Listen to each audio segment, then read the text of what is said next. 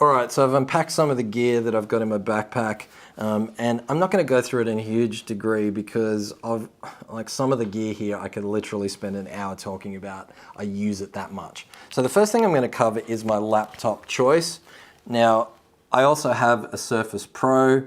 That's kind of my very, very uber lightweight travel kit. I find myself actually using this more and more. This is not in the ultralight category, which most advisors and professionals I know who travel and who do client meetings externally use, but this is the MSI GS65 Stealth. And the reason I use this is because it's got a dedicated graphics card, 32 gig of RAM. This thing is an absolute beast. It's in the thin and powerful category, not the ultralight. So why this? Well, look, I don't like being limited. This is more powerful than the desktop editing systems that I've used in the past. I can edit video, I can pretty much do anything. I'm not limited by anything. The battery life on this is still pretty good. You know, I get 5 or 6 hours for pretty decent use. So it's still not the same battery as I said, most of the Ultrabooks. But honestly, I've found myself more and more not wanting to compromise when I'm traveling. So sometimes I'll take the Surface Pro with me if I know I'm not going to be doing any video editing, I'm not going to be running PowerPoint or whatever. Because I run lots of workshops, I also find that, you know, I might be doing case studies, I might have 2 different PowerPoints open, I'm live streaming, I've got 50 web tabs where I'm, you know, using different examples of how to do stuff online. Honestly, any other laptop really just can't handle it for that. So I've found these days, like, to be able to have a laptop this powerful in that form factor, pretty damn cool. But it is expensive. With all of that, that's nearly a $5,000 laptop. All right, I'm going to talk about just some of the really basic stuff. So an extension cable, because I'm in a hotel room or I'm running a workshop and I can't get to the PowerPoint. And these days with technology, you need to have stuff charged. I really like this. So it's a pretty short extension cable. I think it's 1.5 meters. I just find it's enough to get me out of trouble. It's got 4 adapters here as well, so it's a 4-way point. And the other thing I love is it's got the USB charging ports here, so I don't have to worry about carrying other charging kits with me for my phone and tablets and that kind of stuff as well. All right, I'm going to also cover off on some basics. And so talking about power is your battery bank. I'm using a Qualcomm 3.0 quick charge. Qualcomm's actually the people that invented some of that quick charge technology. I like this one. It gets my phone charged up very quickly. It's actually plugged in now. Why? Because my phone was flat because I was using it. So whatever you do, make sure you've got enough juice on the go. I'm finding that battery packs are getting better and better all the time, so that one's pretty cool. So that leads me on to the next bit of gear. I use, I'm an Android guy. Why? Look, simply because of choice and an open architecture. Apple believes in a closed architecture. It just doesn't match with my particular philosophy, but that's okay. I'm not a hater, so please don't spam me in the comments below. Any smartphone in the latest 2 years will also have this thing on the back, which is an amazing video camera. So what it means is if you've got a decent smartphone, you also have no excuse for making video wherever you go. So I like the Note 8, and the other reason that I like the Samsung Note versions is because I do actually use the pen. I like to be able to write. I like to be able to draw little pictures and reminders to myself, and it's incredibly accurate. So that's the reason I like the Notes. I've had a Note now for the previous 5 or 6 generations. So that's my gear. Now, when it comes to the smartphone, I also like to be able to turn it into a video camera wherever I am. You'd be surprised the number of interviews, client stories, things I've been able to do on the spot. So if you're an advisor, if you're a service professional and you're out and you're talking to a client and there's someone that is grateful for what you're doing, guess what you have? You've got the opportunity to do a video with them. and you've got the tools right there in front of you.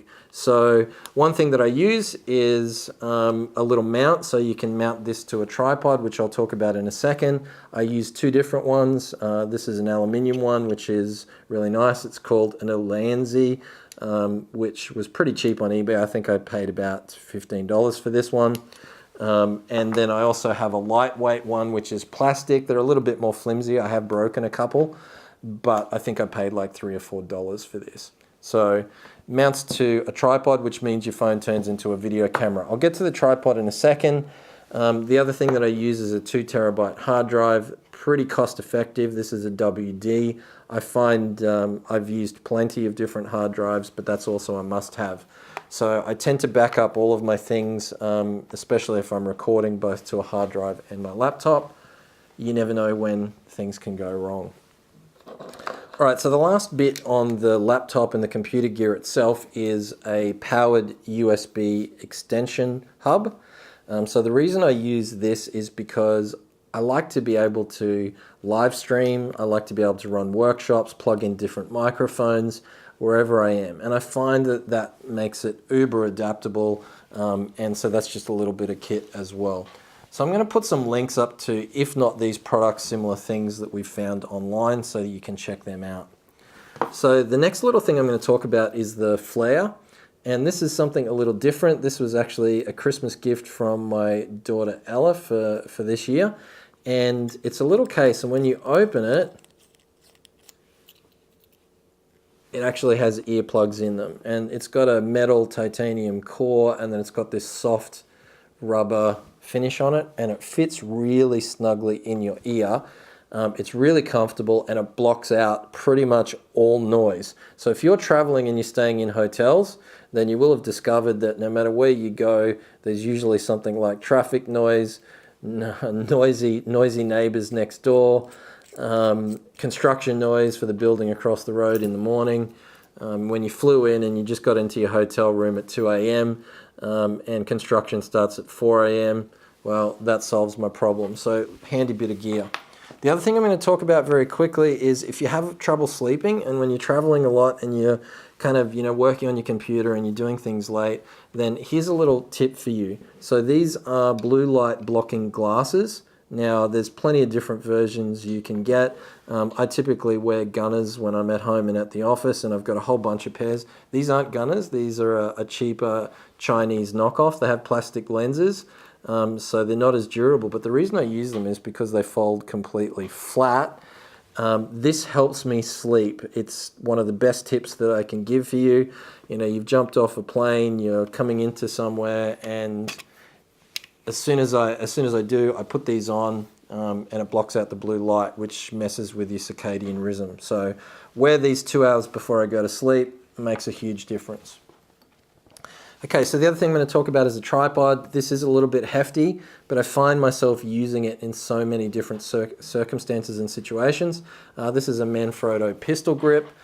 It's a little bit bulkier, but the reason I like this one, and I will go with the extra weight, is just because it's really, really nice. It's really sturdy, and it also is much higher than a lot of the portable ones, so I can adapt it to any distance as well. Now, I use this for multiple things, because I not only use it to take the chance to do videos, I also use it for my video meetings. So if I'm away, I'm in someone else's office and I've got another client meeting with someone interstate or internationally or wherever, then I want to be able to have my video looking good. And so I put a webcam, which I bring with me, and I adapt it to the tripod as well. Okay, so I'm going to just bring over my little bag of goodies here. And so this is the first thing that I got, was just a little cable organizer. And it's good because, as you can see inside, it's a great way for you to organize every cable that you have. And I've got lots of them. So because I do this, it means that I'm never in a situation where I can't help a client charge their phone, where I'm short on being able to plug in a device I've got or whatever. So everything you could possibly use as far as a cable is strapped in there. I have some USB style adapters, so I can also adjust that as well. Now, there's a couple of key things I'm going to talk about very quickly. Probably my favorite bit of travel gear, and I'm going to do a video on this separately about all the ways I use it and all the ways you should be using it as a professional as well. And that is the Rode Smartlav Plus. This is a microphone designed specifically to plug into mobile phones.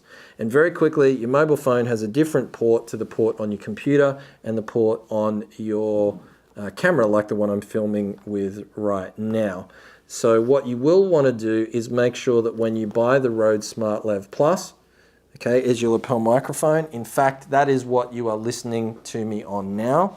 It is the microphone I'm using. Now, I've got lapel microphones worth 4 or 5 times as much of this.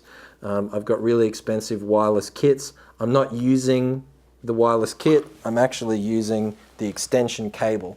Okay, so there's 3 things that I recommend you get: the microphone itself, the extension cable, and the adapter plug. So this adapter is, I just put it on my notes here, SC3, so it's the Rode SC3 if you're looking for it. And what this does is it converts the Rode Smartlav via the plug to being compatible with the stereo ports of your computer and of your camera. So at the moment I'm filming through this microphone into the extension cable. The extension cable is the SC1. Make sure you only get the Rode extension cable. A lot of online vendors will sell you aftermarket ones with this microphone. Do not do that. That will mean that your audio is really clear. Okay, so they're the 3 bits that you want to get. Usually you can buy these on packs online, and I'll include a link to something on eBay for that as well. All right, so where do I use this microphone? Well, I use it very simply when I'm plugging into my phone if I want to make videos or I want to record audio, I want to record a meeting, I want to shoot a video, whatever it might be, that will boost the audio level significantly.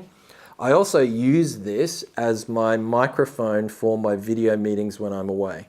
So in combination with this particular device, this is a really cheap audio USB interface. It boosts the signal, so I can plug this in because it's not a powered microphone. I can plug it into that, plug that into the USB port on my laptop, and I'm good to go. That allows me to do my Zoom meetings, which is the software I typically use for meetings, and to sound great while I'm away without having to carry a big microphone like I would use back in the office. So pretty impressive bits of gear, and you can get all of this for around $120 Australian, including the USB interface.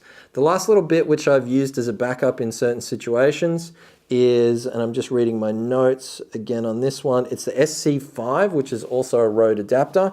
What this allows you to do is, I'll just unplug this here, plug into your phone, and if you're interviewing 2 people or you're on camera with someone else, you can literally plug 2 of the lapel microphones in and have the audio recorded together. Now the downside of doing this is it will record both conversations, so both voices, into the one audio channel, which can mean it's harder to adjust later if your voice is louder than your client's or the person you're interviewing, etc.